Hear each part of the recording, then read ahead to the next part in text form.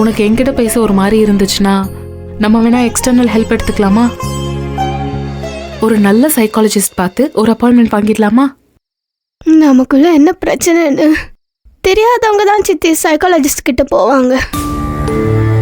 எனக்கு என்ன பிரச்சனைன்னு எனக்கு நல்லா தெரியுது. ஆனா அதுக்கான சொல்யூஷன் தான் என்கிட்ட இல்லை. நீ ஏன் அப்படி நினைக்கிற? எங்க கிட்ட ஷேர் பண்ணு, எங்களுக்கு தெரிஞ்சதை நாங்க சொல்றோம். சித்தி, இந்த வீட்டில் ப்ராப்ளம்ஸ் எல்லாம் ஷேர் பண்ணி பேசுறதுனால கொஞ்சம் நம்ம மனசுக்கு ஒரு சின்ன ஆறுதல் கிடைக்குமே தவிர நிஜமான தீர்வு கிடைக்குமா சித்தி? ஆனா நம்ம அந்த ஆறுதலே போதும்னு ரிலாக்ஸ் ஆகி அடுத்த பிரச்சனையை தேடி தான் ஓடுறோம். அவ்வளோதான்.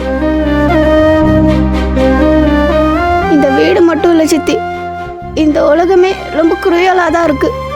ஒரு பொண்ணா என்னை சுற்றி இந்த உலகம் எனக்கு ஒரு பயத்தையும் பாதுகாப்பு இல்லாத அந்த உணர்வையும் மட்டும்தான் கொடுக்குது. மற்றபடி சந்தோஷங்கிறது எப்படி இருக்குன்னு எனக்கு மறந்தே போச்சு சித்தி.